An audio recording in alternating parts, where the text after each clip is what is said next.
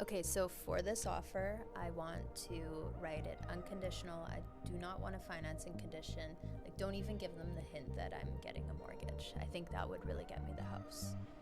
Okay, we can do that, but you'll be at risk. Hi everyone, I'm Victoria Mathis. I'm Casey Hacking, And let's talk real estate.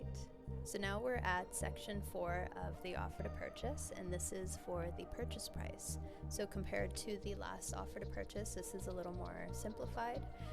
So you write the purchase price of the property you're writing on in full. You'll also note yes or no if a portion of the purchase price may be paid from the proceeds of a new mortgage, and if you check yes, you actually have to write an approximate amount of what the mortgage will be. So we'll get to that later and why this is actually very important to note. And there's also a yes or no option for if the buyer is going to assume the seller's existing mortgage.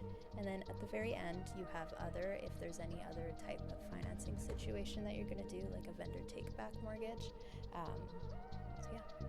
So the reason why this checkbox yes or no for whether or not you're getting a new mortgage and that approximate mortgage amount is so important is because if you refer to our last video about the possession date, if you are getting part of your purchase price paid for by a mortgage, that mortgage amount is allowed to be delayed for up to 7 days if necessary, with those additional interest costs, etc., that we discussed in the last video. If you haven't watched it, go back and see that.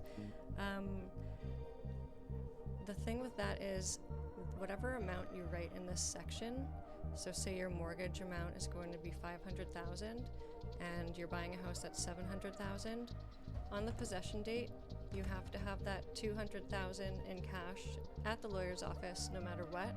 Only that $500,000 that's written on here is allowed to be delayed. So if you actually went and got a mortgage for $550,000 but it wasn't noted on the offer and you only have $200,000 and you're short $50,000, now you're in breach of the contract because only that amount of the mortgage was allowed to be delayed. So it's really important to actually overestimate the mortgage amount just in case you have any changes come up. Even if you're buying a house in cash, or say maybe you're getting a bridge loan, you need to write in a mortgage amount to make sure that if you do happen to have something come up where you don't have all the funds on possession day, that you're allowed to be delayed that 7 days. Otherwise, you're not allowed to be delayed at all, and you're not taking possession, and other legal ramifications can come from that.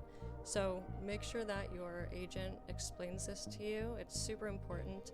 And if you are in the situation where you thought you were buying cash and it's not possession day yet, and all of a sudden you're getting a mortgage, make sure you get an amendment written up to make sure it's attached to the offer, even if it's at a later date, so that you're protected.